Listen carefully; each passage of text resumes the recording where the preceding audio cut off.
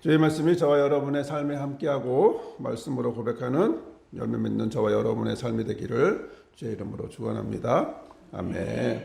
오늘은 교회력으로 사순절의 마지막 주일입니다. 종려 주일이에요. 이날은 예수님이 예루살렘에 입성한 날입니다. 예수님은 하나님의 뜻대로 십자가를 지기 위해서 예루살렘에 입성하지만 유대인들은 그 예수님이 왕으로 입성했다고 기대하면서 바라보고 있습니다.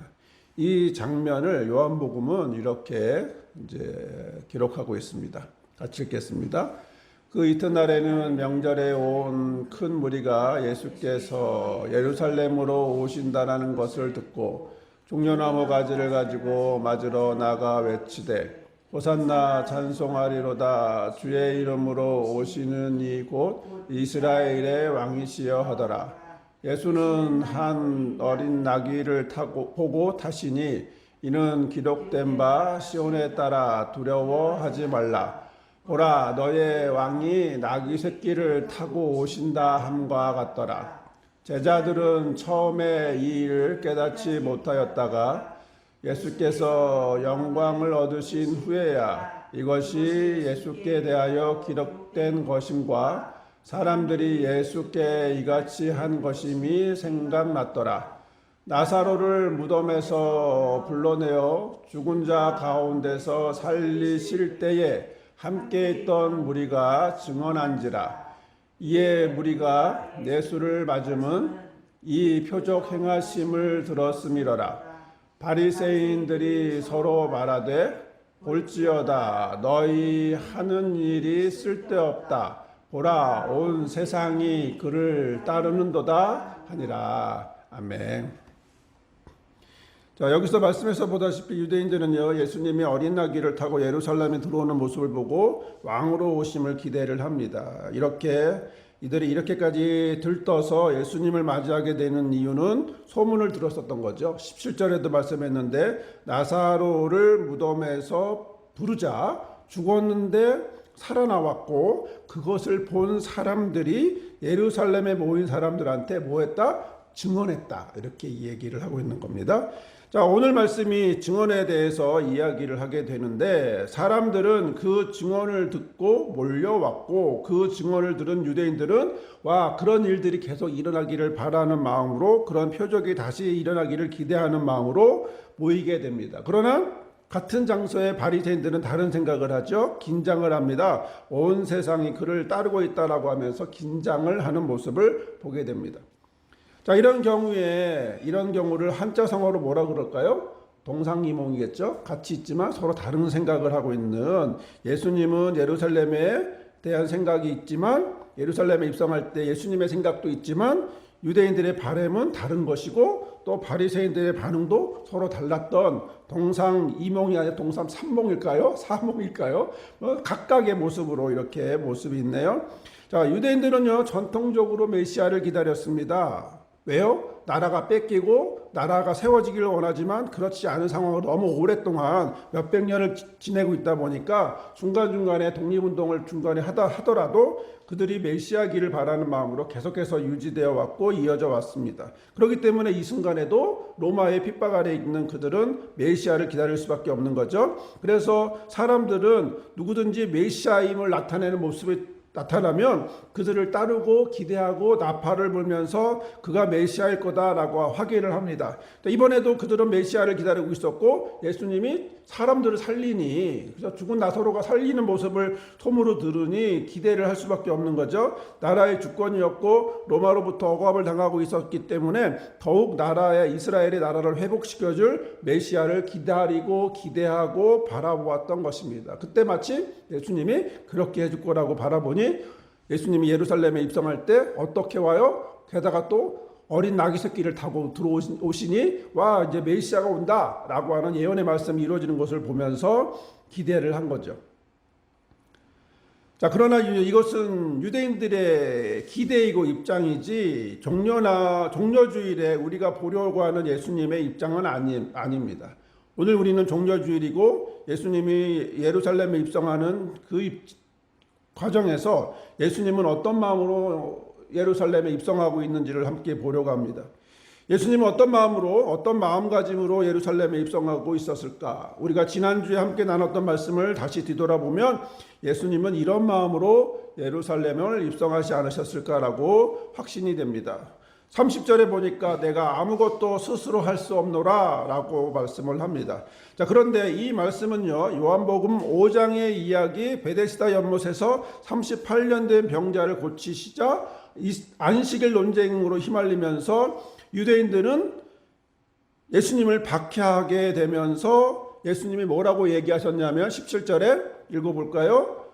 예수께서 그들에게 이르시되 내 아버지께서 이제까지 일하시니 나도 일한다 라고 하면서 말씀을 하시고, 그리고 나서 이제 19절에서부터 동일한 이 말씀들을 쭉 내가 누구인지 당신이 누구이신지를 말씀하기 시작을 했던 거죠.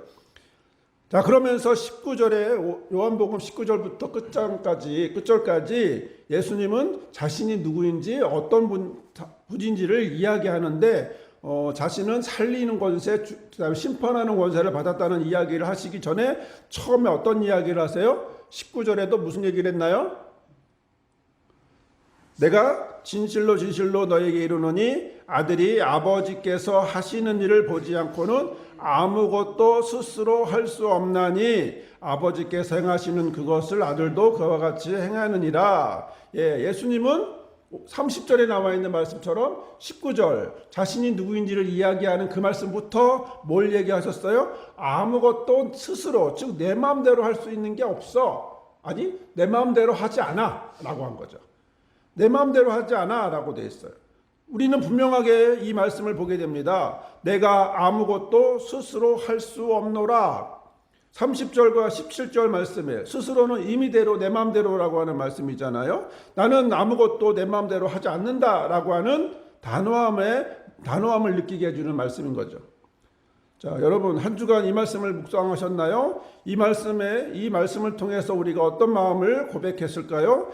예수님의 이 말씀이 어떻게 다가왔을까요? 하나님의 아들이면서 17절에서는 아들이 아버지께서 하시는 일을 보지 않고는 아무것도 스스로 할 수 없나니라고 말씀하셨고, 30절에서는 나는 나의 뜻대로 하려 하지 않고 나를 보내신 이의 뜻대로 하려 함으로 라고 하는 조건을 이야기하면서 말씀하셨던 그 예수님의 나는 스스로 할 수 없다 라고 하는 이 말씀이, 스스로 행할 수 없다, 포에오라고 하시는 이 말씀이 우리 삶에 어떻게 고백과 묵상으로 이루어졌을까요? 사실 우리는요, 각자의 자리에서, 주어진 자리에서 모든 것을 어떤 마음이 있어요? 스스로 했으면 좋겠어요. 내 마음대로 됐으면 좋겠어요. 건강도 내가 스스로 자랑하고 싶고요. 직장이나 미래도 스스로 할 수 있다고 생각하고요. 내 상황에서 일어나는 모든 것이 내 마음대로 됐으면 좋겠어요. 그래서 그것이 기쁘게 결과가 되었으면 좋겠어요. 그리고 그렇게 해서 모든 것이 내 마음대로 되어지기를 바라는 게 우리 인생의 모습이에요. 아마 이 생각들은 저도 여러분들도 마찬가지 똑같이 생각하고 있을 거예요. 내 마음대로 됐으면 좋겠다. 내 뜻대로 됐으면 좋겠다. 이런 상황에서 이렇게 됐으면 좋겠다. 그러나 우리는 중병까지는 아니어도 감기조차도 내 마음대로 극복하기 어렵습니다. 직장이나 미래나 상황이나 이런 것들도요, 내가 원하는 대로 되지 않아요. 순간순간 긴장하고 불안하고 겁먹게 돼요.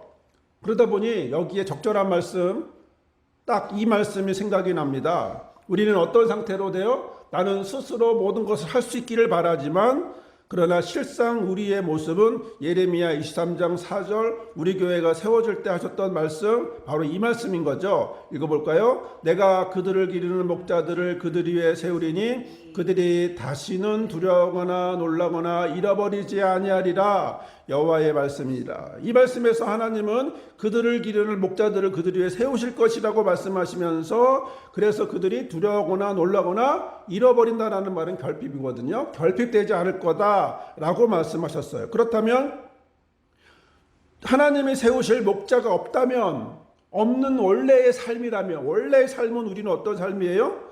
당연히 자연스럽게 두려워하고 놀라고 결핍되어 있는 삶인 거죠. 우리 삶에 대해서 성경은 아주 적나라하게 분명하게 얘기했어요. 내 마음대로 하고 싶구나. 그러나 실상은 두렵고 놀라고 결핍됐다.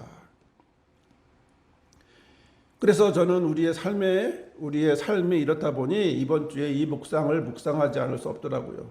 말씀을 계속 되뇌이게 됐고 되뇌일 수밖에 없었습니다. 아무것도 스스로 즉 내 마음대로 할 수 없구나 이런 생각을 계속해서 되뇌이며 기도하게 됩니다. 그러나 우리의 고백은 예수님의 말씀과 큰 차이가 있어요. 나는 정말 내 마음대로 되지 않아서 할 수 없다고 말하는 거지만 예수님은 할 수 있으나 그렇게 하지 않겠다는 거예요. 큰 차이죠. 나는 할 수 없어서 못하는 거고 예수님은 할 수 있어도 안 하겠다라고 하는 말씀인 거잖아요. 우리는 할 수만 있다면 내 마음대로 됐으면 좋겠는데 예수님은 자신의 마음대로가 아니라 아버지의 뜻대로 되기를 원하세요. 그러다 보니 겟세마네 기도에서도 이렇게 기도를 합니다. 겟세마네 기도 어떻게 기도하셨나요? 마태복음 말씀입니다. 조금 나아가서 얼굴을 땅에 대고 엎드려 기도하여 이르시되 내 아버지여 만일 할만하시거든 이 자를 내게서 지나가게 하옵소서. 그러나 나의 원대로 마옵시고 아버지의 원대로 하옵소서라고 기도하시죠. 그러면서 십자가의 길을 가시기 전에 준비하며 십자가의 길을 가십니다. 자, 이렇게 예수님은요, 자기 마음대로가 아니라 스스로가 아니라 하나님의 뜻대로 하나님의 마음대로 하나님의 뜻대로 하시려고 하는 것은 시종일관 처음부터 끝까지 일치된 모습인 거죠. 예수님이 태어나서 공생애를 하고 그 다음에 모든 사역과 마치고 죽으시는 그때까지 시종일관 똑같은 건 스스로 하지 않고 하나님이 하시기 원하는 바로 그 모습.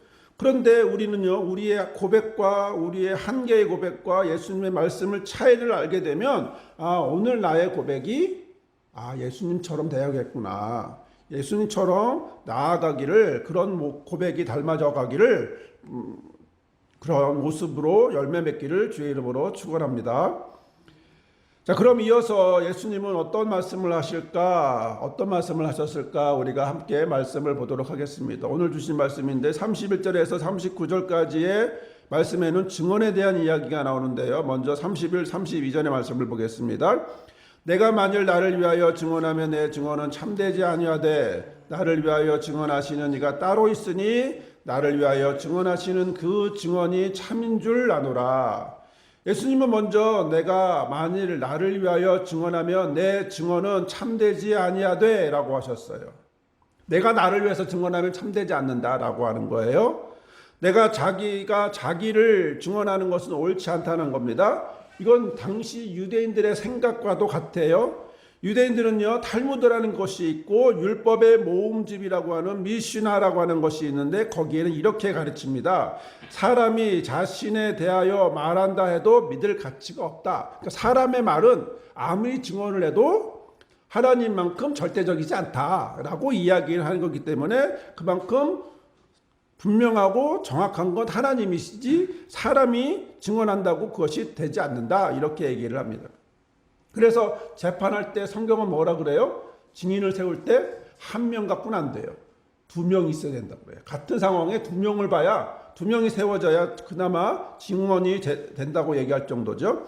그렇기 때문에 예수님이 그 자신을 증언하면 그 정당성을 받아들여지지 않을 거는 당연한 거잖아요. 그 분위기가 유대인 사회의 분위기가 예수님이 내가 누구다라고 이야기하는 건 사람들이 받아들여질까요? 받아들여지지 않을 거라는 거죠. 물론 예수님은 하나님의 아들이고 증거를 필요로 하지도 않고 증거를 받을 필요도 없지만 영적으로 무지한 사람들에게 있어서 그 예수님을 깨닫게 하고 있는 것에 있어서 그 사역을 통해서 증거를 하시는데 그러다 보니 이어지는 말씀 34절에도 이렇게 말씀을 합니다. 읽어볼까요?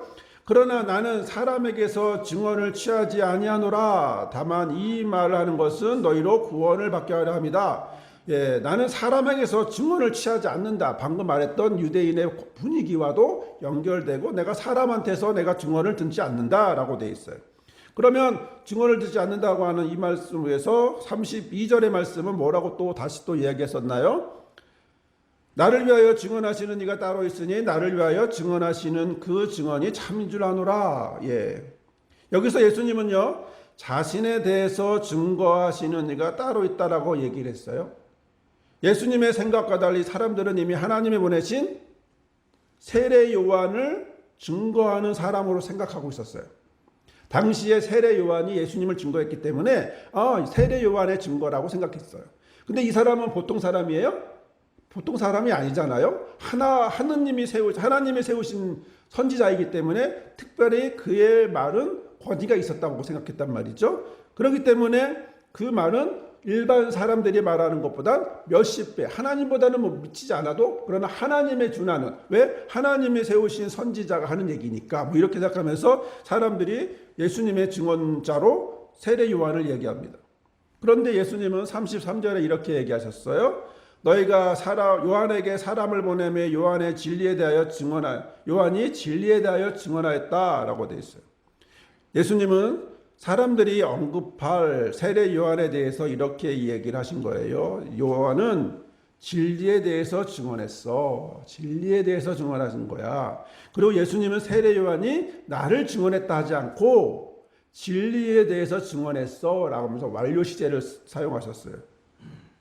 세례 요한의 증언은 뭐예요? 진리에 대한 증언이야 라고 이야기를 한 거죠. 그러면 세례 요한이 증언한 진리는 뭘까? 요한복음 1장에 여러 군데가 나옵니다. 요한복음 1장의 말씀을 볼까요? 1장 19, 20절 시작. 유대인이 예루살렘에서 제사장들과 레위인들을 요한에게 보내어 내가 누구냐 물을 때에 요한의 증언이 이러하니라. 요한이 드러내어 말하고 숨기지 아니하니 드러내어 하는 말이 나는 그리스도가 아니라 한데, 여기서 무슨 얘기를 합니까? 사람들이 또 이렇게 들썩들썩하니까 혹시 메시아야? 메시아야? 뭐 이렇게 물어보는 거예요. 이제 그런 분위기니까 이 세례 요한은 뭐라 그래요? 나 메시아 아니야 라고 분명하게 얘기한 거죠. 세례 요한의 첫째 증언은 사람들이 기대하기 때문에 분명하게 말하는 겁니다. 나 그리스도 아니야. 자, 그러면 26절 27절에 읽어봅시다. 요한이 대답하되 나는 물로 세례를 베풀거니와 너희 가운데 너희가 알지 못하는 한 사람이 섰으니 곧 내 뒤에 오시는 그이라. 나는 그의 신발끈을 풀기도 감당하지 못하겠노라 하더라.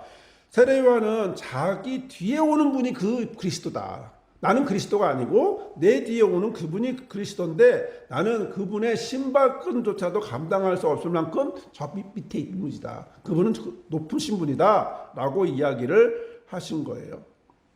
자, 그러면서 29절에 예수님이 나타날 때 이렇게 얘기합니다. 시작. 이튿날 요한이 예수께서 자기에게 나오심을 보고 이르되 보라 세상 죄를 지고 가는 하나님의 어린 양이로다. 예수님을 딱 보고 세상 죄를 지고 가는 하나님의 어린 양이다라고 이야기를 하시고 35, 36절에 또 이튿날 요한이 자기 제자 중 두 사람과 함께 섰다가 예수의 거니심을 보고 말하되 보라 하나님의 어린 양이로다 라고 이야기를 했습니다.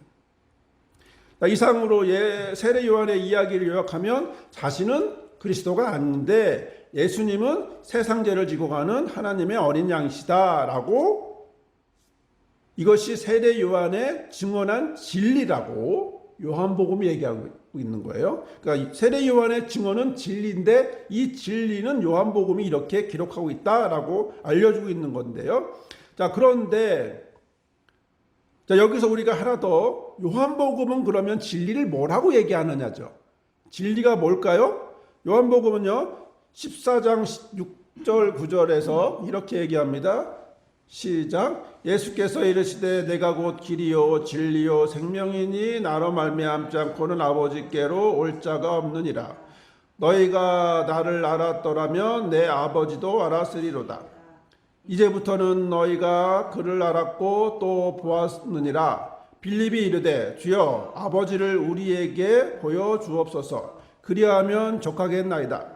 예수께서 이르시되 빌립아 내가 이렇게 오래 너희와 함께 있으되 내가 나를 알지 못하느냐? 나를 본 자는 아버지를 보았거늘 어찌하여 아버지를 보이라 하느냐? 나를 본 자는 아버지를 보았다고 하면서 본인이 누구라고 그래요? 진리라고 얘기하잖아요. 요한복음은 지금 이 얘기를 하면서 요한복음은 예수님이 뭐예요? 길이요 진리요 생명이고 예수님을 본 사람은 아버지를 보았다라고 이야기하고 있는 거예요. 그러면 진리인 진리를 증언한 세례 요한의 진리는 누구를 얘기한 겁니까? 예수님을 얘기한 거잖아요. 그래서 결과적으로 다시 정리하면 세례 요한은 진리를 증언했는데 예수님이 어린 양이시고 예수님은 자신을 진리라고 말씀하셨고 그리고 예수님을 본 사람은 하나님을 보셨다고 말씀하시고 있는 이 과정에 일관된 내용이 요한복음에 기록이 되어 있는 거죠. 자, 이렇게 보면 세례 요한의 진리에 대한 증언과 요한복음의 증언은 예수님이 누구인지를 분명하게 알게 해주죠. 자, 그러나 세례 요한의 증언을 그러면 모든 사람이 다 받아들였을까? 그렇지는 또 않아요. 일부 사람들은 그를 받아들이지 않아요. 그 내용들이 마태복음에 예수님의 대화에서 보여지게 됩니다. 읽어봅시다. 마태복음 21장의 말씀이고요. 예수께서 성전에 들어가 가르칠새 대제사장들과 백성의 장로들이 나와 이르되 네가 무슨 권위로 이런 일을 하느냐? 또 누가 이 권위를 주었느냐? 중요한 질문이죠. 그렇죠? 예수님에게 이런 질문하는 것은 네가 무슨 자격으로 이렇게 하는데 네가 라피 학교를 나왔어? 네가 예언자 학교를 나왔어? 무슨 자격으로 이렇게 말씀을 가르치냐라고 이제 묻는 거죠. 그러자 예수께서 대답하십니다. 나도 한 말을 너에게 물으리니 너희가 대답하면 나도 무슨 권위로 이런 일을 하는지 이르리라. 요한의 세례가 어디로부터 왔느냐? 하늘로부터냐? 사람으로부터냐? 그들이 서로 의논하이르되 만일 하늘로부터라 하면 어찌하여 그를 믿지 아니하느냐 할 것이고 만일 사람으로부터다 하면 모든 사람이 요한을 선지자로 여기니 백성이 무섭다 하여 예수께 대답하이르되 우리가 알지 못하노라 하니 예수께서 이르시되 나도 무슨 권위로 이런 일을 하는지 너희에게 이르지 아니하리라. 자, 예수님의 가르침이 싫었던 대제사장과 장로들은요, 예수님 앞에 와서 이제 시비를 걸죠. 그때 예수님은 세례 요한의 진리의 증언에 대해서 이제 이 얘기를 해준 거예요. 그는 무슨 권위로 세례를 하니? 당시에 사람들이 세례 요한의 회개 세례를 받으려고 요단강에 모였잖아요. 그러니까 사람한테서 이 권위는 사람이 준 거야? 아니면 하나님이 주신 거야? 이제 물어본 거죠.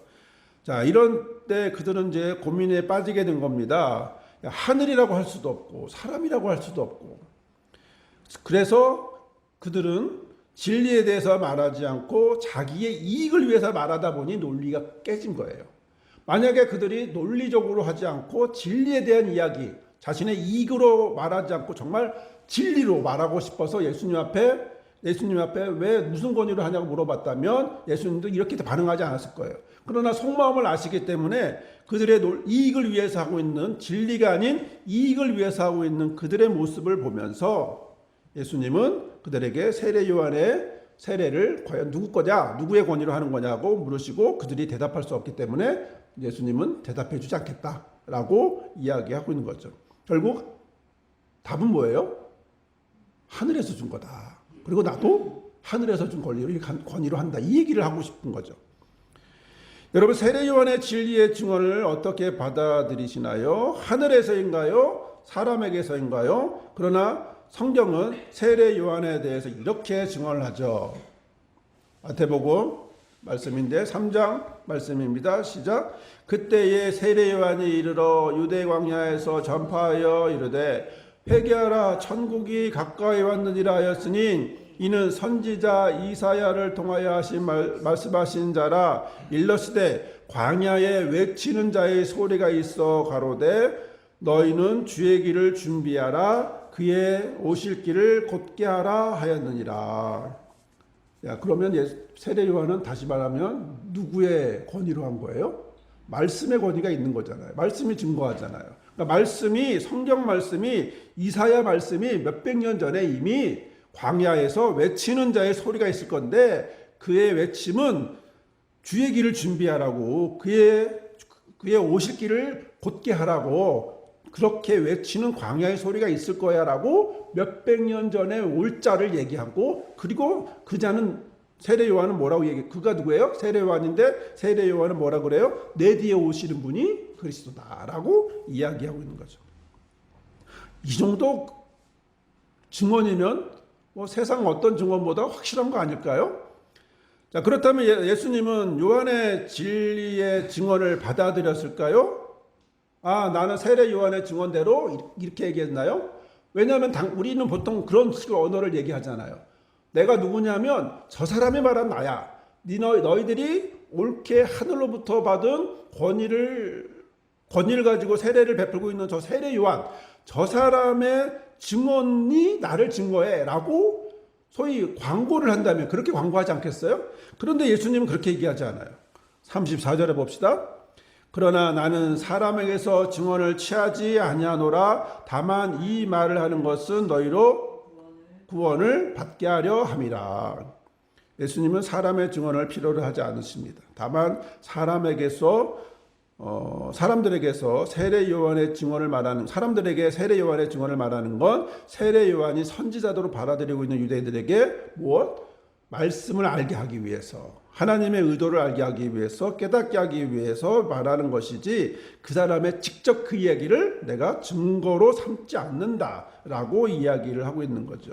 사람들은 이제 요한을 선지자로 받아들이고 있습니다. 그렇기 때문에 그의 말을 구원을 얻게 하는 말씀이라고 한 거죠. 즉 세례 요한의 증거와 내가 누구인지에 대해서는 별개다라고 당시의 통념, 사람의 논리, 사람들의 어떤 증언에 대해서는 그렇게 중요시 여기지 않는다라고 이야기하고 있는 거죠. 왜냐하면 예루살렘에 입성하시는 예수님을 향하여 사람들을 외칩니다. 호산나 외쳤어요. 그리고 그 외쳤던 그 입으로 일주일 뒤에 뭐 합니까? 십자가에 못 박으라고 하잖아요. 사람의 입은요, 오늘 다르고 내일 달라요. 오늘 뭐 간쓸게 다 준다고 하지만 며칠 지나면 간쓸게 없다고 얘기하는 게 사람의 입인 거죠. 그러므로 예수님은 세례 요한의 진리의 증언은 사람들의 구원을 위해서 필요한 것이지 내가 누구인지 알리는 증언은 아니다라고 이야기하면서, 그럼에도 불구하고 세례 요한의 누구인지는 얘기해 줍니다. 세례 요한은 35절에 뭐라고 얘기합니까? 요한은 켜서 비추는 등불이라 너희가 한때 그 빛에 즐거이 있기를 원하였거니와. 요한은 등불이래요.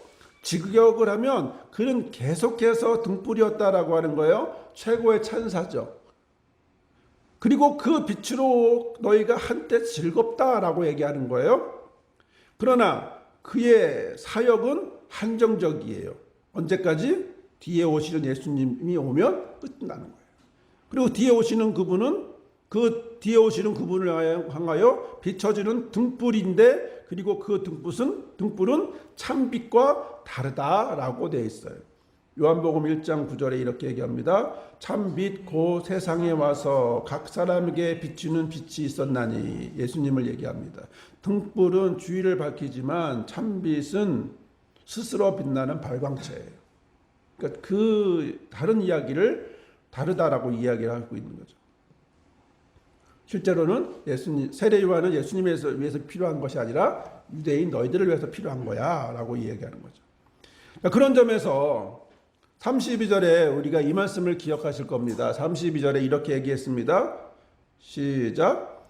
나를 위하여 증언하시는 이가 따로 있으니 나를 위하여 증언하시는 그 증언이 참인 줄 아노라. 예. 뭐라고 얘기합니까? 나를 위하여 증언하시는 이가 따로 있어. 너희들이 생각하는 세례 요한보다 더 다른 분이 따로 있어. 따로 있다라고 분명하게 32절에 이야기하고 있습니다. 그러면 그 따로 증언하시는 이가 누굴까요? 누굴까요?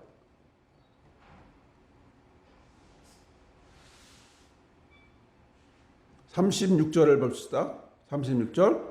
내게는 요한의 증거보다 더 큰 증거가 있으니 라는 거예요. 내게는 요한의 증거보다 더 큰 증거가 있으니, 시작. 아버지께서 내게 주사 이루게 하시는 역사고 내가 하는 그 역사가 아버지께서 나를 보내신 것을 나를 위하여 증거하는 거야 라고. 나는 너희들이 생각하는 세례 요한의 증거보다 더 큰 증거가 있는데 아버지야. 아버지가 나를 증거하셔.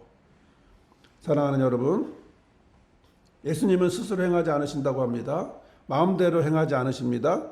그리고 그는 사람의 증언을 필요로 하지 않습니다. 심지어 세례 요한의 증언도, 진리의 증언도 사람의 구원을 위해서 필요한 것이지 직접적인 자신을 증거하지 않는다라고 얘기합니다. 그럼 예수님은 누구와 증언합니까?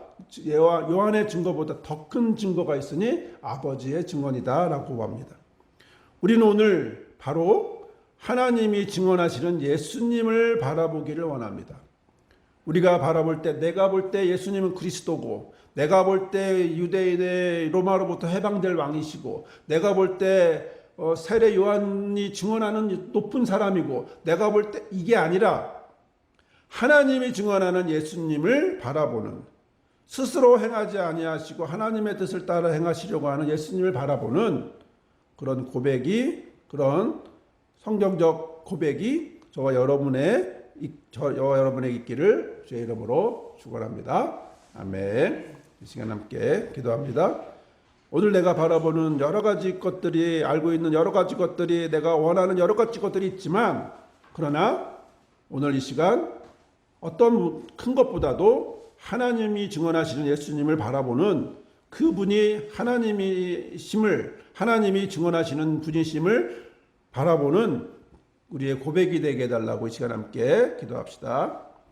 좋으신 주님 감사합니다. 오늘도 우리와 함께 하시고 오늘도 우리를 향하여 말씀하여 주시니 감사합니다. 우리가 원하는 예수님, 내가 바라보는 예수님이 아니라 세례 요한이 말한 예수님이 아니라 하나님이 말한 예수님, 하나님이 알려주신 예수님을 바라볼 수 있는 믿음을, 고백을 우리에게 허락하여 주옵소서. 우리를 붙잡아 주셔서 온전한 고백으로 예수님을 바라볼 수 있도록 하시고, 그래서 나를 본 자는 아버지를 보았거늘 이라고 하는 주의 말씀이 온전히 이루어지게 하여 주옵소서. 이 시간 우리의 마음을 들여 예물을 드리게 하시고, 또한 이 예물을 통하여 하나님 앞에 영광이 되게 하시고, 또한 하나님이 함께 하심으로 우리의 삶을 채워주실 믿사오니 함께하여 주옵소서.